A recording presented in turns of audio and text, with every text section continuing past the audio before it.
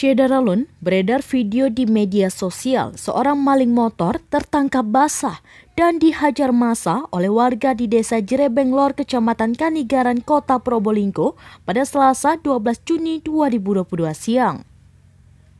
Dalam keterangan video itu, awalnya pelaku beraksi di Jalan Kiai Haji Abdul Hamid bersama 3 orang temannya.